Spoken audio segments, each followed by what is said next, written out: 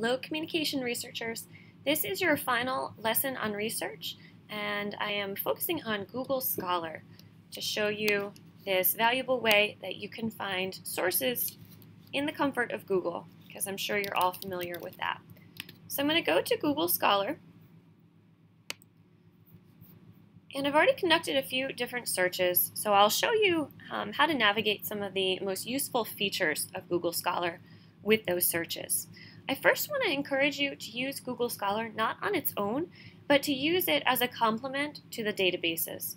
So you'll find articles here that may not be referenced in the databases, but the databases can also provide you with the full text of articles that you find here that are just not available on the internet.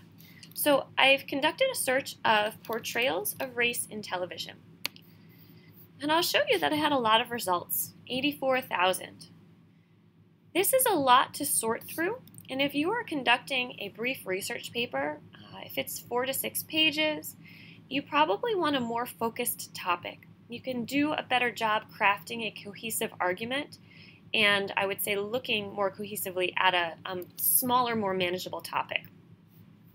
So what I'm going to do is I've already added in the previous search portrayals of race, not just in television, but specifically in television news. And the first item that comes up looks really helpful. It's about overrepresentation and underrepresentation of African Americans and Latinos as lawbreakers on television news. It comes up first because this is automatically sorted by relevance. If you wanted to sort by date, you could go to the left and click that. But I've got this really good source right now, and to access it, if I'm on the Merrimack Network, all I need to do is click on this button, Full Text at McQuaid Library, and it will show up. Just a word of caution, I've had this full text link pop up, and sometimes the full article is not there. If that happens, you can always get the article through either the databases by going separately to the databases or through interlibrary loan. So going back to this one article that I found by Dixon and Linz, it looks really valuable, but as you can see here, it was published in 2000. So I want to see if I can find more recent sources like this.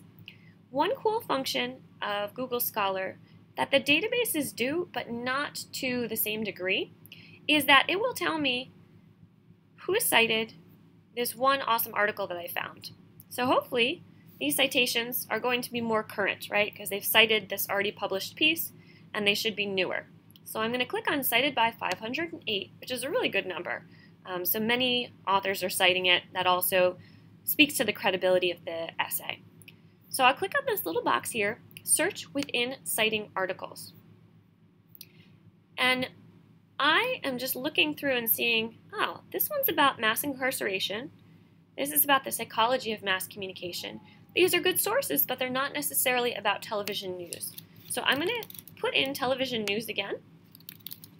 And this time when I search, it's only going to search within the articles that cite the Dixon and Linz piece. Okay, so here it is. All right, so this one is again about crime and criminal typification or typification in local TV news. And it's from 2002, so it's still a little old. But this one's from 2007, right? It's a bit more current, and it's about the psychological impact of those television portrayals. So again, by clicking on Search within Citing Articles, when you have found one really good source, you can find more contemporary articles that have ideally extended beyond the findings of that one article you found. And over here, we have full text availability. That's all we have for Google Scholar. Just a reminder that you should always use it in conjunction with the databases, not on its own. Searching those two different engines, so Google Scholar and the databases, can find you the most complete mix of material. Thank you.